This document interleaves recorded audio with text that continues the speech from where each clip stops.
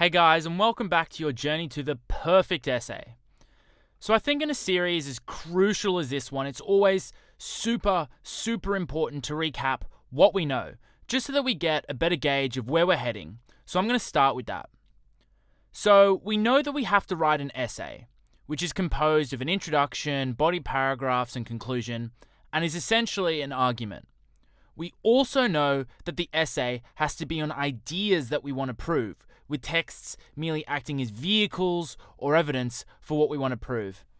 And we know that our introduction is where we foreshadow everything that we're going to argue about by giving a brief overview of our argument and the text that we'll use to prove that argument. We even have a not-so-fancy triangle to remind us of how it looks and what's inside the introduction. Yeah, that's the one.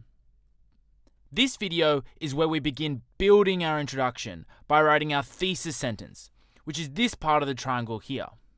And to do that, in this video, I'm going to talk more deeply about the role of the thesis, then I'm going to give you some rules that you can apply in order to write your own. And then in the next video, I'll write one with you and finally give you some tips for self-diagnosing your own thesis sentences so that you're not always waiting on teachers or mates. Obviously, this is all ignoring the fact that we have to deal with essay questions, but for now, let's just make a thesis sentence without that added difficulty. So let's start by having a chat about the role of the thesis sentence. If we imagine our introduction to be a muffin, then the thesis would be the top bit of the muffin, which everyone just knows is the best bit because it's chock full of everything you want from it. Flavor, the choc chips, the gooey inside, it's all there. And much like the muffin top, the thesis must also contain all the best bits of your essay. It's the bit that will be read most intensely by markers and sets the tone of everything in your essay. So if your thesis is going to blow the marker away, just like a marker's version of how it feels to chew 5 gum, then you need to pack it with the essentials, just like the muffin top.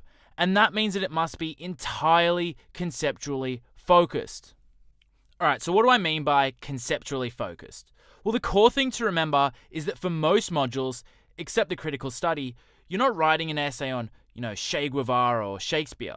You're writing an essay about some idea, like human experiences, discovery, and so forth. And all these ideas come from those texts.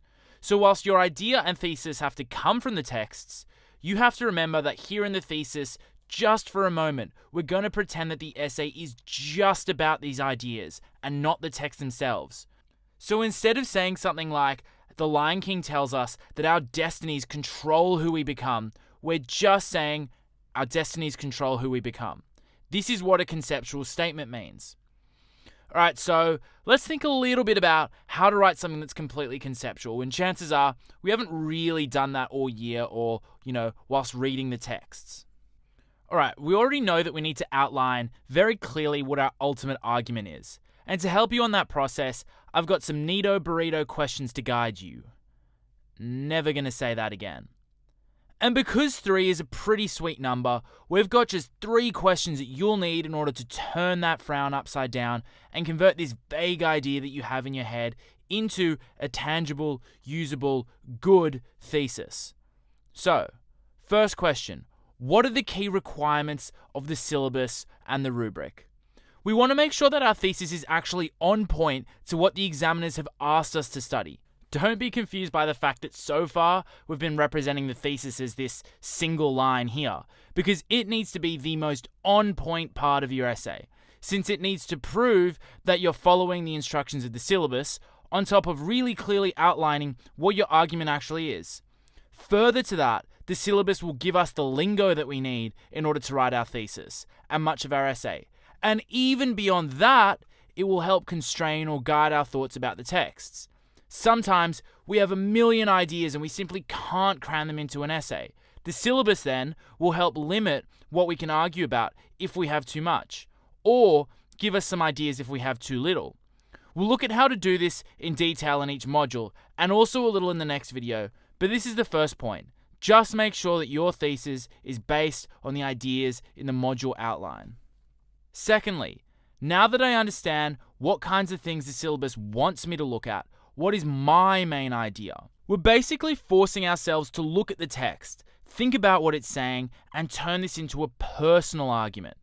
It is for this reason that we assume you've read the text. This is really, really crucial. Or if you're really desperate, that you've read up on the text or watched our series on it and know what it's about. Because you're writing an essay based on what you think a text is about. And obviously, if you have no idea what the text is about, you won't be able to write an essay on it. At least, read other people's essays if you're really, really strapped for time. But knowing what your text is actually about also just makes sure that we're actually arguing something interesting and not just spitting out random words from the syllabus. We don't want to just regurgitate the syllabus after all. I mean, imagine if you were around back in 2012 when belonging was the common module, saying something like context, people, landscapes. According to the syllabus, these are the things that make up belonging. Statistically, you wouldn't do very well at all. It's not related to your text at all, and it's not a cool, personal idea. It doesn't really matter what module you're doing, the point remains the same. The syllabus is a great starting point. It gives us some cool buzzwords, but the rest is always up to us. This means we have to engage in our favorite pastime.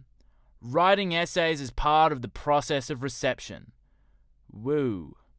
In other words, we go through the long slog of reading or watching the text, absorbing it, chewing it over in our minds, playing around with the ideas in the syllabus, and thinking about what unifies the text that we've studied.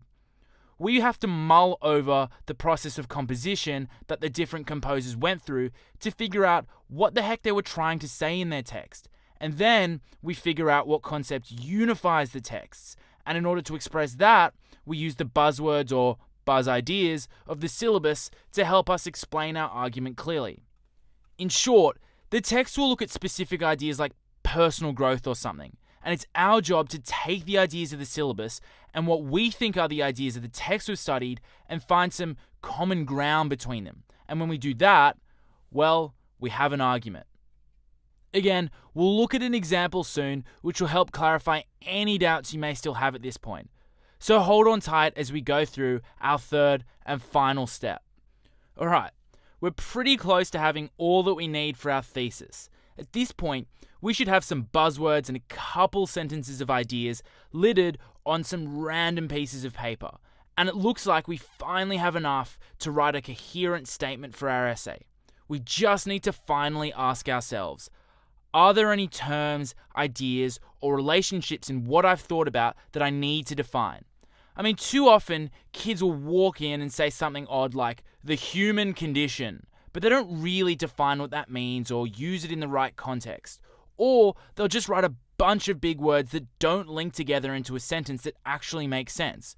Remember, the point of your thesis is to explain your argument and answer the question.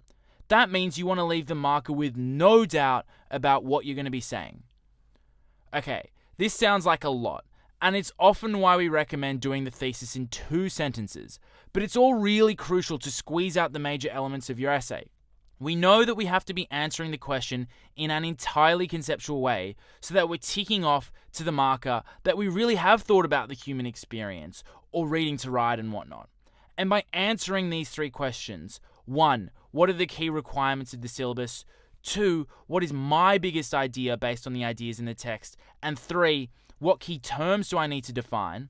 You'll have the foundation for the 1 or 2 sentences that start your essay. Okie dokie, smoky. That's the stuff that we need to be aware of in our thesis.